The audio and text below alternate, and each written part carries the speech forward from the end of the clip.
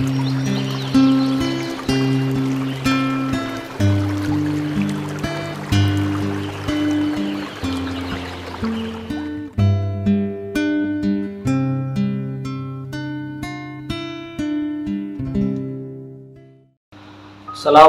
warahmatullahi wabarakatuh. Alhamdulillahi rabbil alamin. Wabihi nasta'inu ala umuri dunya waddin.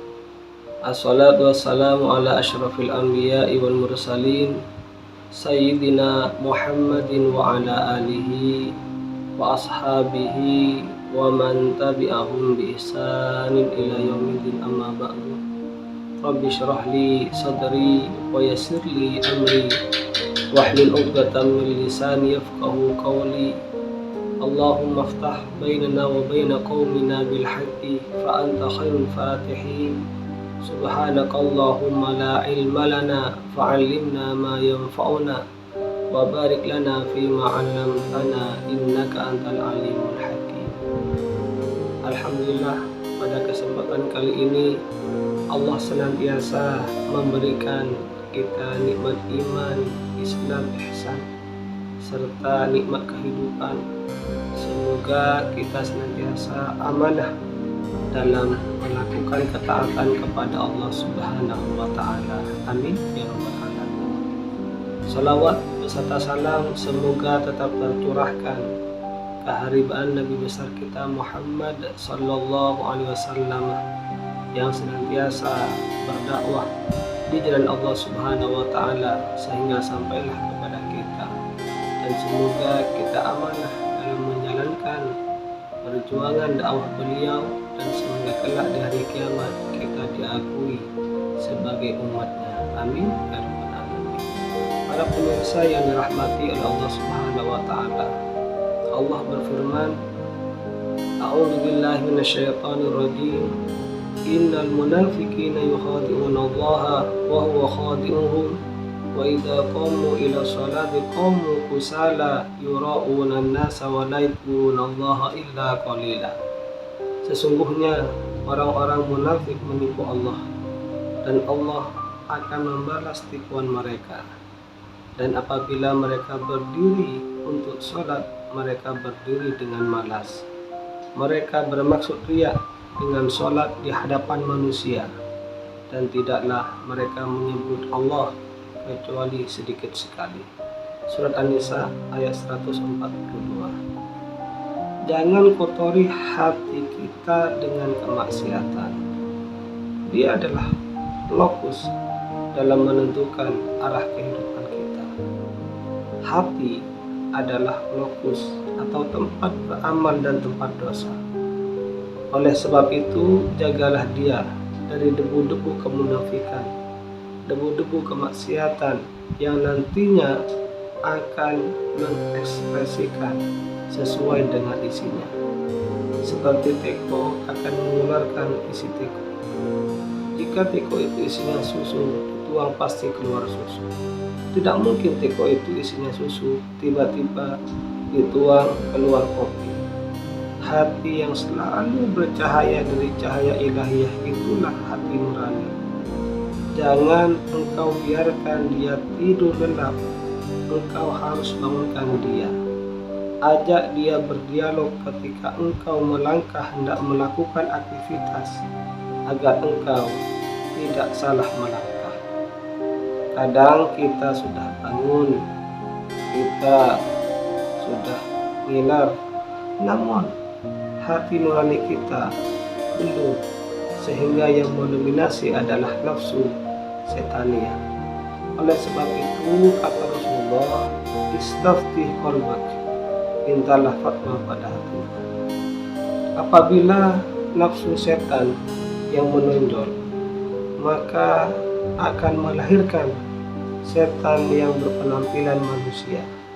Setan-setan itu akan membisikkan pada setiap manusia yang indah-indah tentang kehidupan dunia, agar manusia itu tergiur dengan dunia sehingga dia menjadi budak dunia. Hal ini sesuai dengan firman-Nya, dan demikianlah kami jadikan bagi tiap-tiap nabi itu musuh, yaitu setan-setan dari jenis manusia, dan dari jenis jin. Sebagian mereka membisikkan kepada sebagian yang lain perkataan-perkataan yang indah-indah untuk menipu manusia. Surat Al-An'am ayat 112. Para pemirsa yang dirahmati oleh Allah Subhanahu wa taala, dunia ini adalah kesenangan yang sesaat, temporer. Sebab itu janganlah tergiur padanya. Dunia ini ibarat tempat singgah orang musafir. Suatu saat dia akan melanjutkan perjalanannya untuk menuju ke terminal sebenarnya. Tempat istirahat yang melepaskan segala kelelahan itulah kampung akhirat. Namun untuk melanjutkan perjalanannya, di tengah-tengah perjalanan banyak rintangan dan godaan. Ibarat kita berjalan di atas duri, selalu hati-hati karena penuh dengan duri. Kita harus hati-hati. Banyak duri-duri kemaksiatan, duri-duri kemungkaran yang ada di sekitar kita. Jangan biarkan melangkah begitu saja tanpa hati-hati. Kalau toh tertusuk duri kemaksiatan, jangan dibiarkan berlarut-larut, nanti akan menambah tetanus kolbu kita, membengkak sehingga menghancurkan sendi-sendi keimanan. Oleh sebab itu, cepat cabut duri kemaksiatan itu, lalu bertobatlah dengan resep obat Allah, yakni tobat. Sadarilah dirimu bahwa setiap manusia punya kesalahan, pernah tertusuk duri kemaksiatan. Walaupun duri itu kecil, akan tetapi sebaik-baik manusia yang mempunyai kesalahan, dia segera bertobat, mengejar ampunan ilahi, membersihkan kolbu dari kotoran-kotoran kemaksiatan dengan cara mandi di samudra taubatan nasuha, samudra yang penuh maghfirah, penuh dengan mutiara-mutiara yang selalu bercahaya ke dalam kolbu manusia. Itulah cahaya ilahi.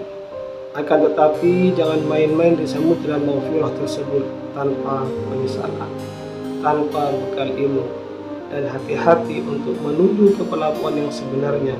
Suatu saat engkau bisa tenggelam kembali dalam kemaksiatan.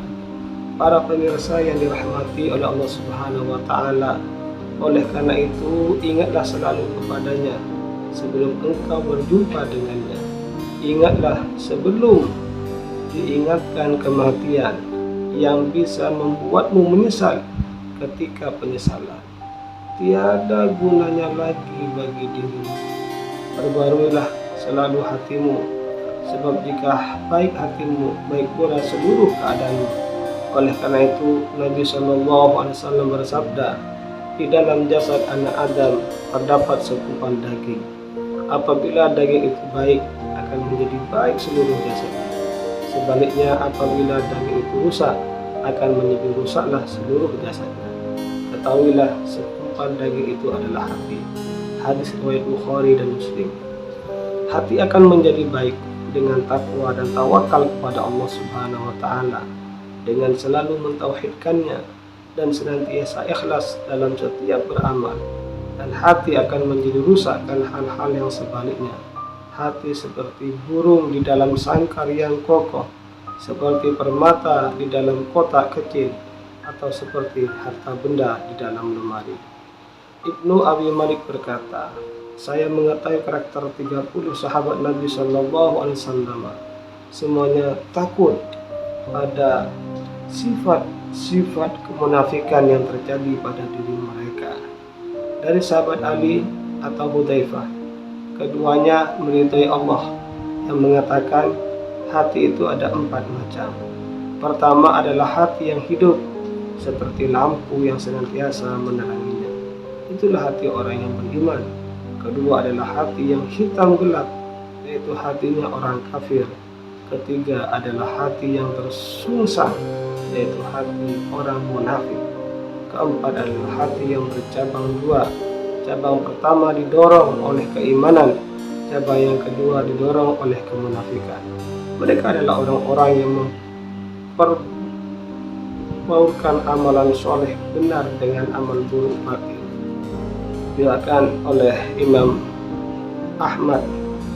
Oleh sebab itu, apabila engkau menginginkan agar Allah senantiasa bersamamu, engkau mesti menyibukkan diri dengan ketaatan dan kesabaran bersamanya, serta ridho terhadap segala perlakuannya kepadamu dan pada orang-orang selainmu.